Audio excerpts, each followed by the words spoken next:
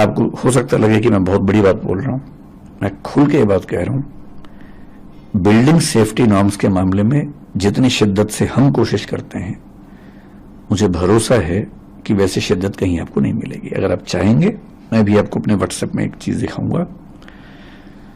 हमारे पास एक, आप, मुझे नहीं पता बाकी इंस्टीट्यूट क्या करते हैं, मैं अपना बता रहा हूं आपको। 2 महीने पहले, 3 महीने पहले हमने एक वैकेंसी निकाली, क्योंकि हमने 1.5 साल पहले एक डिविजनल हेड रैंक का ऑफिसर बनाया अपनी कंपनी। डिविजनल हेड हमारे यहाँ सीनियर मैनेजमेंट का पार्ट है, जो केवल सेफ्टी देखेगा बिल्डिंग्स की। उसका एक ही काम था, बिल्डिंग की सेफ्टी देखना। जनवरी 2023 में हमने एक व्हाट्सएप ग्रुप बनाया, मैं उसका मेंबर हूं। उस ग्रुप का काम क्या है?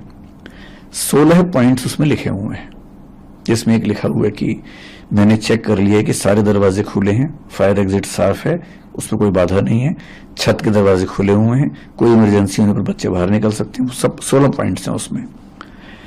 ये 16 के 16 पॉइंट्स पे हमारी हर बिल्डिंग के बिल्डिंग इंचार्ज को रोज, ये मैं महीने की बात नहीं कर रहा हूं, रोज की बात कर रहा हूं, एक अपडेट डालना होता है कि मैंने ये सारे 16 पॉइंट चेक कर लिए हैं, ये सारे ठीक हैं, अगर इसके बाद भी कोई दिक्कत आती है तो मैं इसके लिए जिम्मेदार हूं।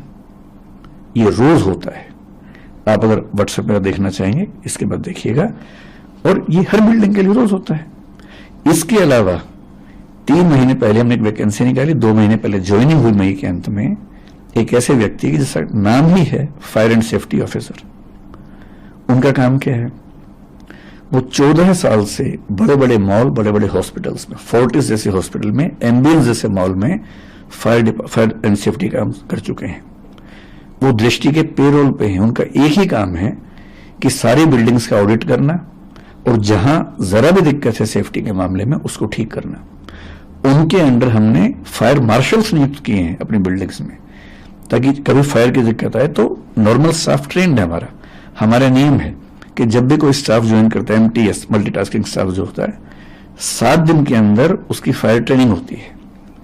और इसके अलावा अब हम फायर मार्शल्स हर बिल्डिंग में अपॉइंट करें, ताकि कभी फायर हो जाए, क्योंकि वो ट्रेन है, बहुत ज्यादा सीख के आए हैं, तो वो तुरंत आग बुझा देंगे, जबकि बाकी लोग शायद उतना तुरंत ना बुझा सके। हर क्लासरूम, हर ऑफिस में फायर एक्सटिंग्विशर्स हमने लगा रखे हैं, जो लगातार रिफिल होते हैं। मैं चाहूंगा कभी आपको मौका मिले, अगर आप सर्वे कर सकते हैं, दिल्ली या दिल्ली के बाहर हमारी किसी भी शाखा में जाइए, किसी भी क्लासरूम में जाइए, किसी भी बिल्डिंग में कम से कम 2 एग्जिट ना हो तो मैं जिम्मेदार हूं। हम ऐसी बिल्डिंग रेंट पे लेते ही नहीं जिसमें फायर एग्जिट ना हो। कई बिल्डिंग्स में आप देखेंगे लोहे का बहुत बड़ा फायर एग्जिट बना हुआ, चाहे करोल बाग में देखे, चाहे जयपुर में देखे, चाहे इलाहाबाद में देखिए। वो हमारी शर्त होती है। इंदौर में हमें 1.5 साल एक्स्ट्रा लग गया, केवल इसलिए कि एक भी बिल्डिंग ऐसी नहीं मिल रही थी जहां 2 एग्जिट हो। हमने एक लैंडलॉर्ड से बात करके उसकी जमीन पे, प्लॉट पे बिल्डिंग बनवाई 2 फायर एग्जिट वाली, और वहां काम शुरू किया। 2 साल लेट काम शुरू किया, सिर्फ इसलिए कि किसी भी स्थिति में किसी बच्चे या स्टाफ की जिंदगी से समझौता ना हो।